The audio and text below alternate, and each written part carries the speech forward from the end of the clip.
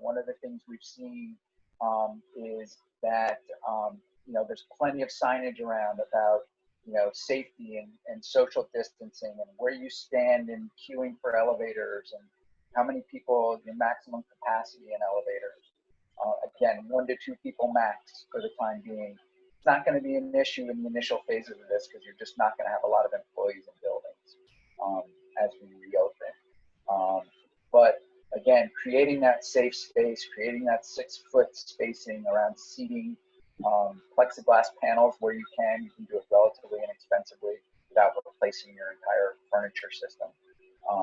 Things like that. The other thing we've seen is taking mats, sort of disposable paper mats. You take them to your workstation, you put them on the counter. It's your safe, clean space. It creates a sort of a barrier between the hard surface and your hands. Put that down, put your laptop on top of it, you work, you throw that out every day, and take a new sheet the next day. So there's a lot of great research that we've done, and we're helping advise tenants on how to create these safe environments for their employees. Great, thank you.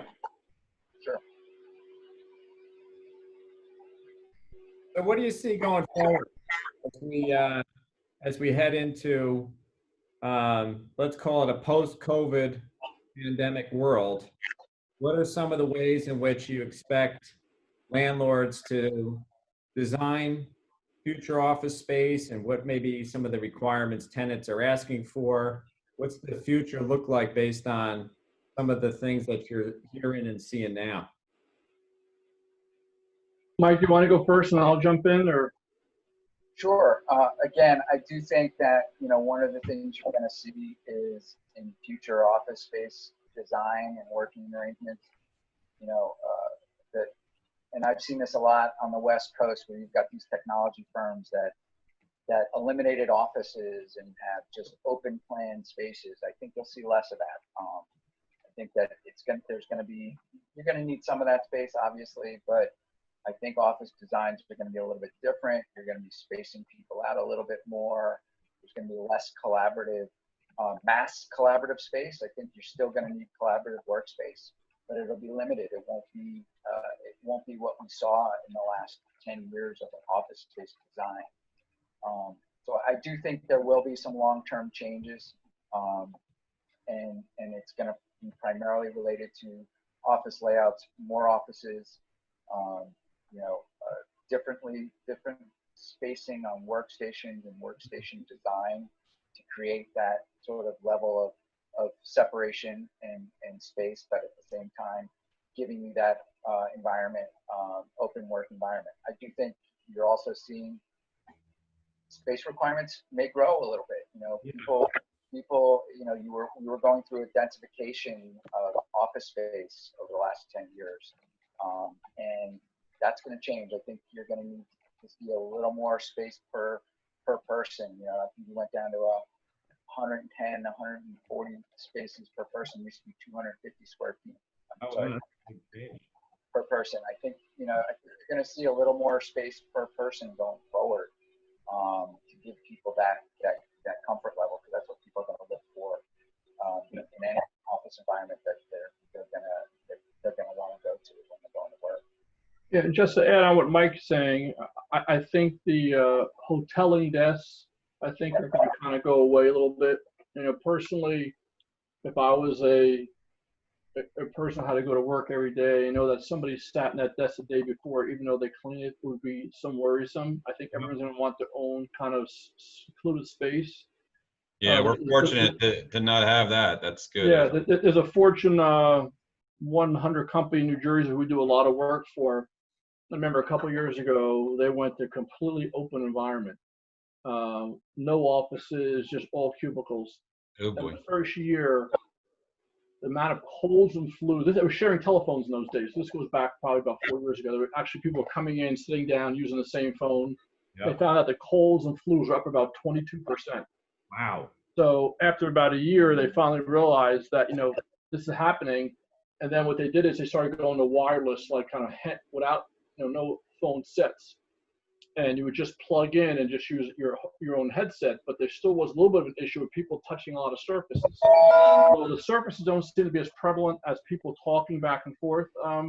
But again, I think hoteling will be going away.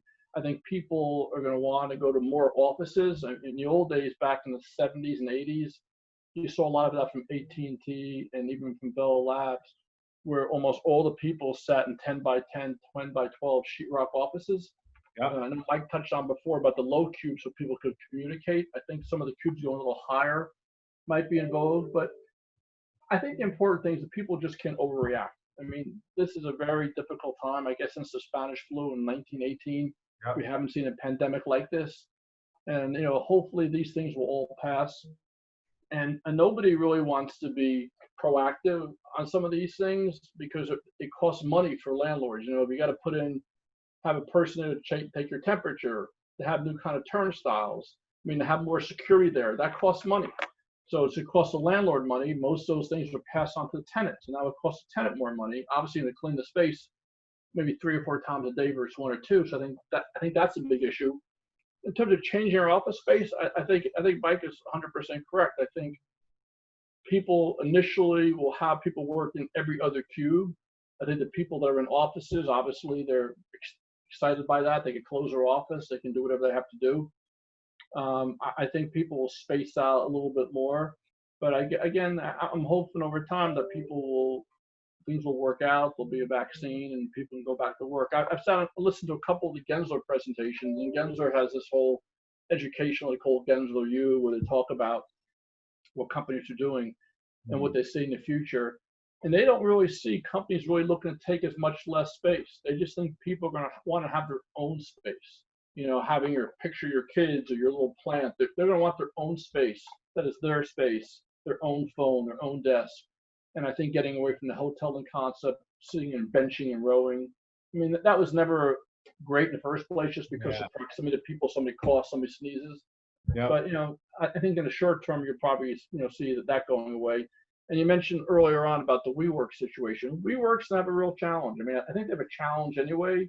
I don't know if you realize the largest landlord in New York City, they surpassed JP Morgan Chase last year. Nice. And they've been starting to sell off some of their assets. Their one asset, they bought the Lord & Taylor building on Fifth Avenue, was being sold to Amazon. So they're trying to shed some assets, shed some of their costs. But there are companies like Symphony Suites, which is on Headquarters Plaza, Morristown, which you guys are aware of. They're in a suites business. So I spoke to the owner of the company there, and he says, the tenants are 100% current in rent. There's suites of offices, closed offices, or not open environments. So I think those kind of organizations might work really well. If a company wants satellite offices and don't want to have a big typical open environment. But it's going to be a learning process. And I think some companies, especially West Coast companies and some of the colleges in the West Coast are all saying, something, we're going to wait until, my daughter works for Netflix as an example, we're going to wait till November to December to bring our people back to work. They don't want to be the first ones to jump in. They want to see how things kind of transpire, see what some of the best practices are. I know Chubb Insurance said January 1 of 21, not opening, but people work virtually. So I think it's a case-by-case basis. I think companies have a very tough decision whether to bring people back, and obviously can't force people to come back. But as Mike said before, people love working together, interacting. I think you get your best work done that way. Same. Okay, thanks, Mark.